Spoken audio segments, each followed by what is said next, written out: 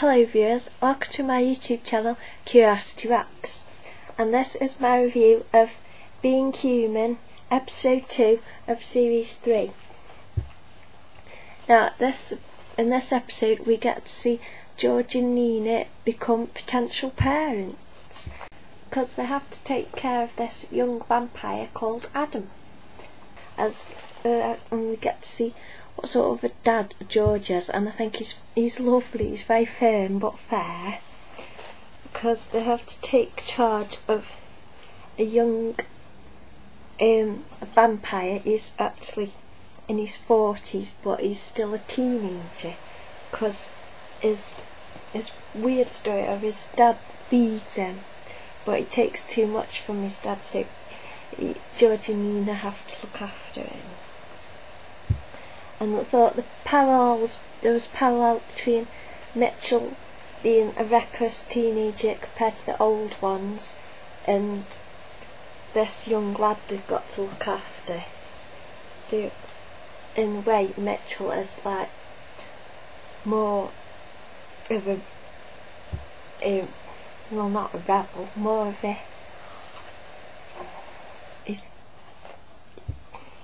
he's too tame, says more naughty, but yeah.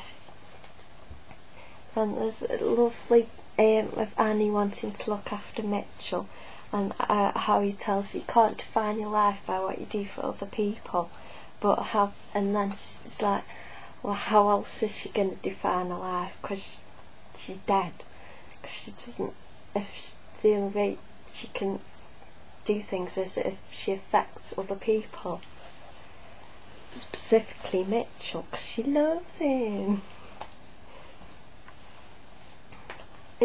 Continuing, this series seems to be continuing. In this episode we continue the new idea of corrupting one of my favourite TV characters. First we had Reese going dogging. Well, if he hangs out with Captain Jack long enough, then some of that's going to rub off on him, innit? and then it's like, when they open the door to Gwen, it's like, yay, it's Gwen, and then it's like, she's not making omelette. So what's happening? So I'm wondering who else is going to pop up in the series and turn out to be a right kinky weirdo, because there's first Reese, now when he's just corrupting one of my favourite TV characters. And then we had some marvellous comedy with Mitchell at his job interview, and Annie was there, and it kept responding to Annie and swearing, and just looked like a complete, like, it's weird because obviously the interviewer couldn't see Annie or hear her. So that is marvellous bit of comedy there, and his skinny jeans moment with George has come back to bite him on the ass, and he gets accused of being Russell Brand. So I really like that bit. So yeah, his Boxtel 20 act, his consequences come back to haunt him. I don't want him to leave, I really don't, because Annie loves him and everything, so we'll have to see how that develops. So yeah, the kinky bit at the house was very weird to watch.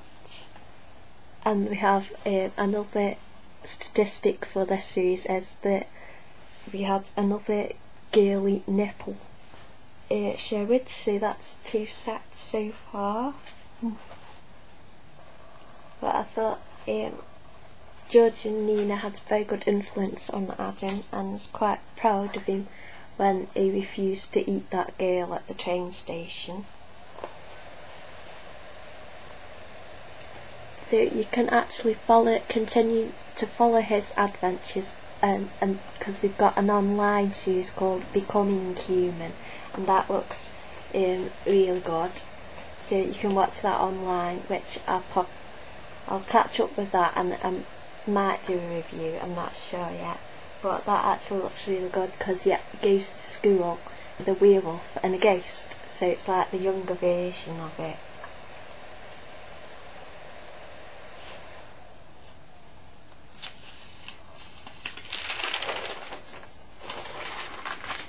And then we have the marvellous "Who wants some of my plant?" That's Ace, the marvellous. Then gets the plants like. I love that. I like the Team Werewolf bits, like possible merchandise, Team Werewolf, Team Vampire. That's obviously perhaps also a Twilight joke as well. I like that bit where you can see George and Nina, they're coming towards the door and it's like framing them in that circle, and that reminds me of like when Nina was looking for the keyhole when George was transforming in the first series, and then now we've brought Nina into the frame. Also, we had another great big wall mural.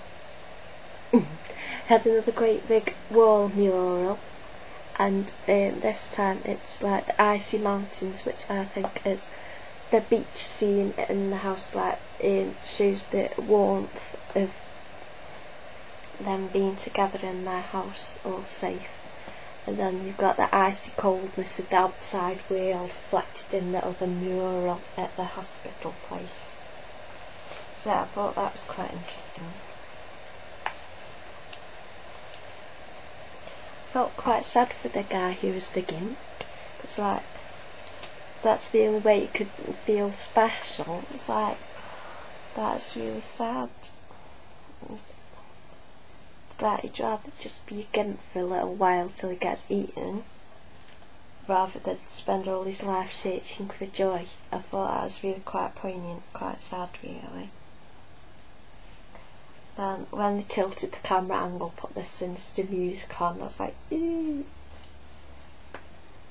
And we have the thing of the people on the TV suddenly talking out to Mitchell, so that was quite effective, that was good. And then the romantic music with Annie and Mitchell is really sweet. They are really sweet couple. And I like the surround yourself with good people, because that's what keeps you true, because when you fail you have to deal with their disappointment. So another nice poignant sort of line, because in the first episode of this series we had Annie's little speech at the end, and this time I had that little speech, so that's really cool. So yeah, it does seem to be getting a lot more risque being human now.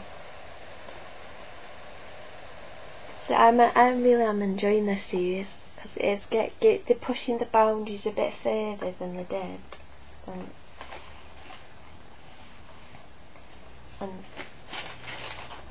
there's a bit where the vampire like runs off chasing after him, and there's a pink glass brick thing. I quite like that pink window at the end of the corridor. So yeah, I really enjoyed the comedy in this episode, and the kinkiness, like Gwen just being, it was like, what's going on? So it's quite funny that. So yeah, that is my review for episode 2 of series 3.